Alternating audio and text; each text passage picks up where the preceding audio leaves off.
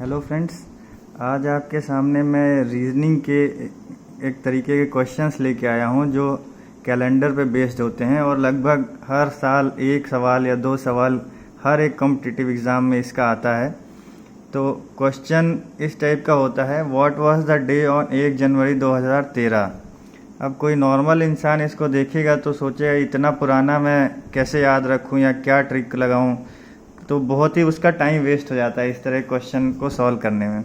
लेकिन आज मैं आपको इसको कॉन्सेप्ट के साथ समझाऊंगा जिससे आप किसी भी क्वेश्चन को बहुत ही आसानी से सॉल्व कर देंगे और आपका कम से कम टाइम यूज़ होगा। लेकिन दोस्तों, इसके लिए आपको कॉन्सेप्ट समझना पड़ेगा और वीडियो पूरी देखनी होगी, तभी आप इस तरीके के सवाल हल कर पाएंगे। तो एक कैलेंडर में बेसिकली क्या क्या होता है, ईयर होते हैं, फिर मंथ होता है, उसके नीचे वीक होता है, फिर डेज होते हैं, है ना फ्रेंड्स। तो आप देख लीजिए, एक साल में 12 महीने होते हैं और कितने दिन होते हैं, 365 दिन नॉर्मल ईयर में और 366 दिन लीप ईयर में। ये नॉर्मल है और ये लीप ईयर है,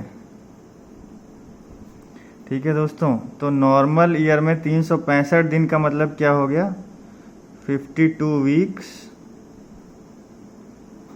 एंड 1 डे।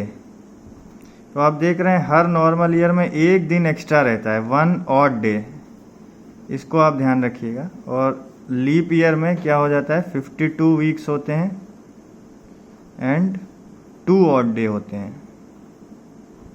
ये ऑड डेज बस आपको याद रखने हैं और ये आपका सारा सॉल्यूशन होता रहेगा। अब दोस्तों, आप सोचेंगे कि लीप ईयर में कैसे निकालूं, तो लीप ईयर वो होता है जो हमेशा डिवाइडेड बाई 4 होगा। 4 से उसका भाग देने पे रिजल्ट 0 आएगा, जैसे कि 2000, 2004, 2008, 1996, ये सारे लीप ईयर हैं। तो अभी तक आपने सिर्फ 2 कॉन्सेप्ट सीखे हैं। कॉन्सेप्ट मैं यहाँ लिखते जाता हूँ। 1, नॉर्मल ईयर में, लीप ईयर में, नॉर्मल ईयर में 1 ऑड डे होता है, लीप ईयर में 2 ऑड डे होते हैं। ठीक है दोस्तों, यहाँ तक तो क्लियर हो गया। अब आप आ जाइए सेंचुरी में। सेंचुरी क्या होती है, सेंचुरी क्या होती है दोस्तों, सेंचुरी होती है जब हमारे 100 साल पूरे हो जाते हैं, 100 ईयर्स।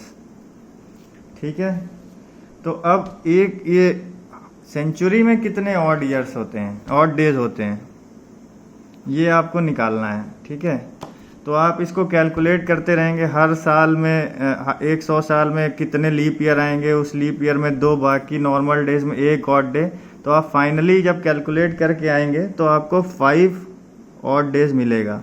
ये आप याद रखिएगा। ये 3-4 चीज़ें बस आप याद रखने से सारे सवाल आप कर लेंगे।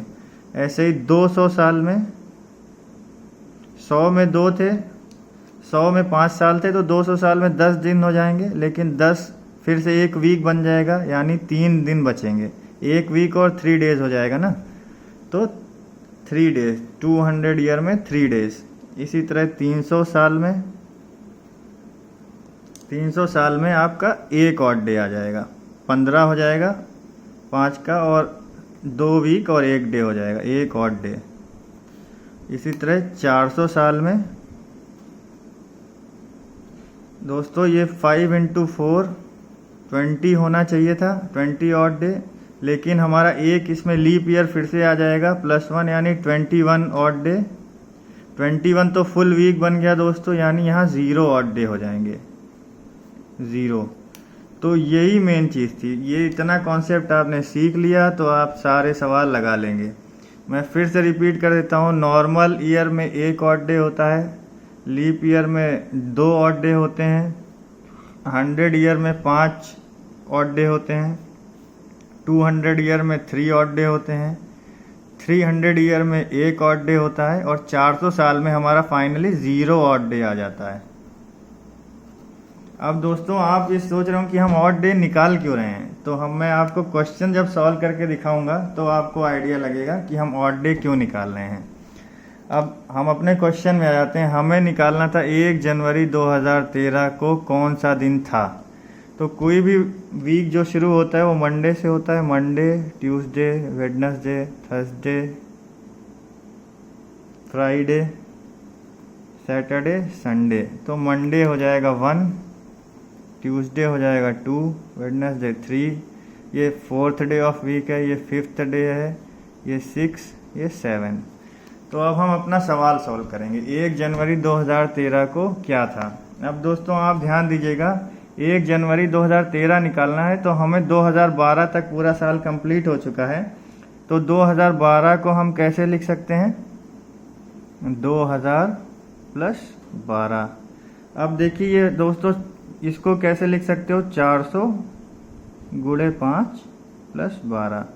तो 400 मतलब 400 में आपने देखा था 0 ऑड डे थे, तो यहाँ पे आपका क्या आ जाएगा, 400 × 5 + 12 में आपके इसको 4 से भाग दीजिए तो 3 लीप ईयर + 9 नॉर्मल ईयर आ जाएंगे। ठीक है दोस्तों, अब बस आपका काम एकदम आसान हो चुका है। इसमें 0 ऑड डे, एक लीप ईयर में 2 ऑड डे थे मैंने बताया था, तो 3 × 2, एक नॉर्मल ईयर में 1 ऑड डे था तो 9 × 1, तो टोटल 12 ऑड डे आ गए आपके।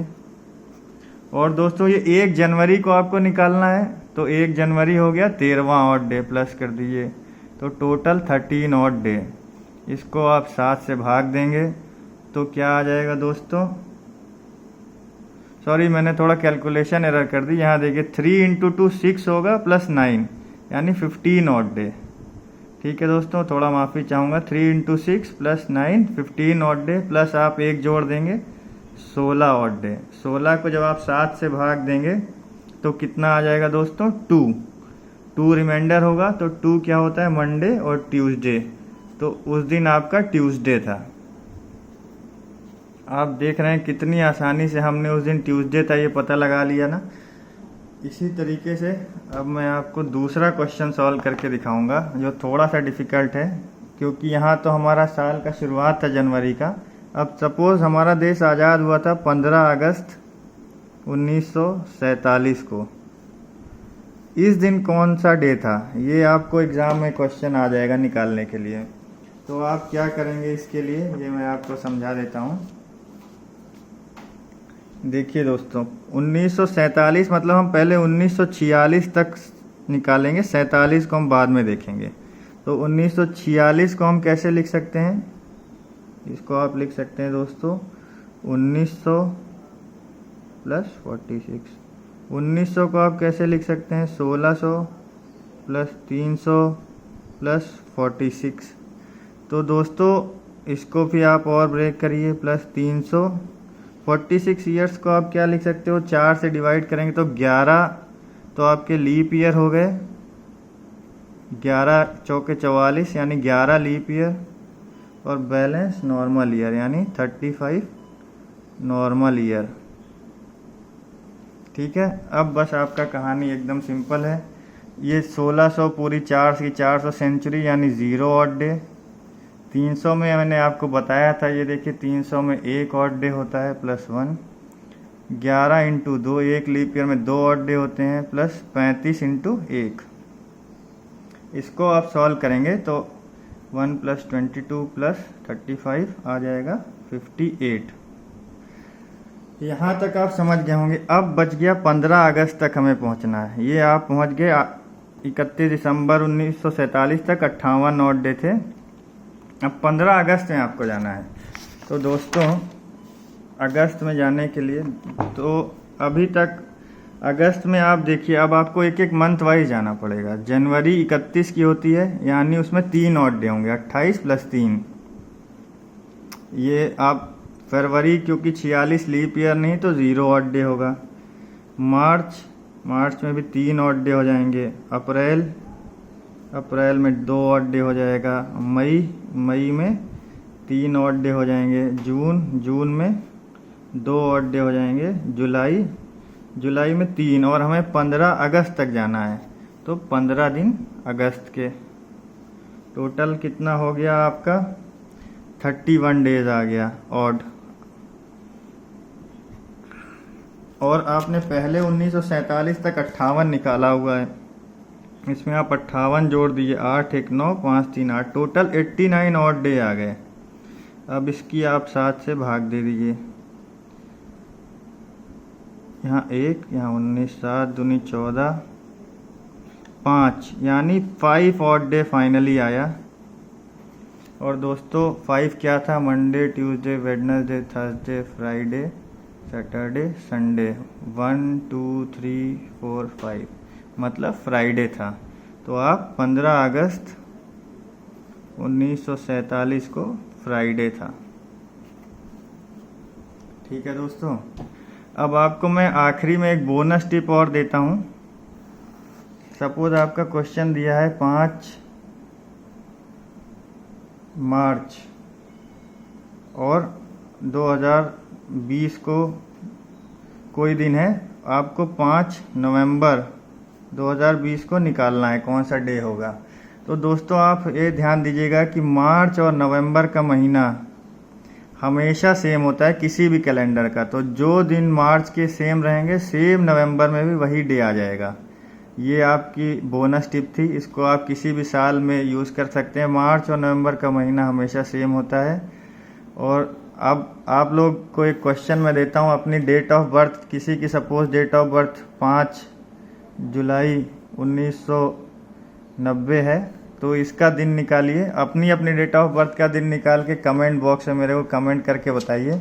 आशा करता हूँ आपको ये वीडियो अच्छी लगी होगी। ये वीडियो अच्छी लगी तो चैनल सब्सक्राइब करें और वीडियो को लाइक करें। Thank you very much.